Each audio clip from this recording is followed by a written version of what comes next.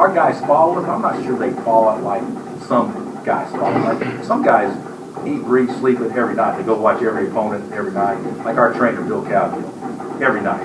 Text me, can you believe so-and-so made this play? Every game, you know, and he watches more ball than I do. Some players do, some don't, but certainly the success that Baylor's had and the success that Missouri's had, to me, has been eye-opening, more so Missouri than Baylor. I thought Baylor played a schedule where they could have this record. Missouri, they look really good. And they're playing small, and they can stretch it in 4 spots. I mean, they look really good. Isolate the post one-on-one. Now, the team that I think has been the most pleasant surprise for our league is K-State. I think, you know, K-State's a double overtime game away from being in the top 15 or top 12 and being undefeated. So, if I'm not mistaken, they just West Virginia's only 20 spots.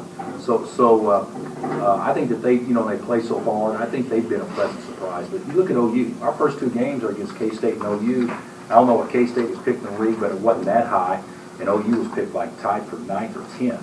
And we both know those are not even remotely true. So you know, we got to be ready to go right from the jump. But I do think this is not because we play K-State next. I would say K-State's been the most pleasant surprise in our league with Missouri second. I had some pre-cancer spots, and the doc told me I need to get rid of them. So I tried to time it so it would happen during our down period. So today's my last day of medicine. I've been taking it or doing it for 3 weeks, so I'll be back to normal in a couple of days.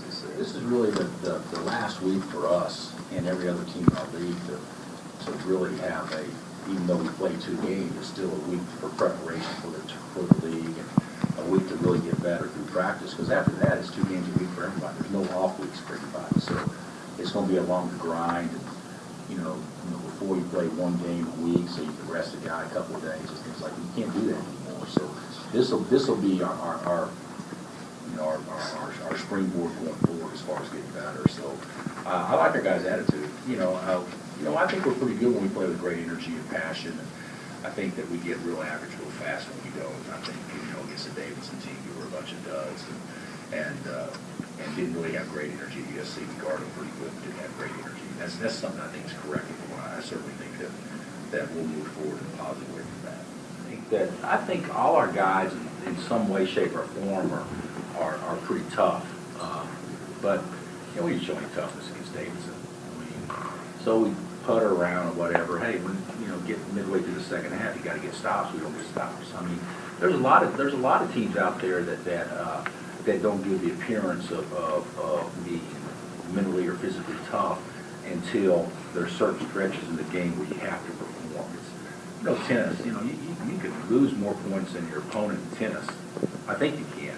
Maybe you can't. But you can basically split the points throughout a match. But if you win the most important points, you can win. I mean, when you get a chance to break, serve, you got to break and that kind of stuff. And we just haven't had it. We just didn't close. We didn't get stops when we had to get stops or get a good disciplined execution on offense when we needed to. And I think that's all form of toughness. So calling them out individually, I don't know if that's the right thing to do.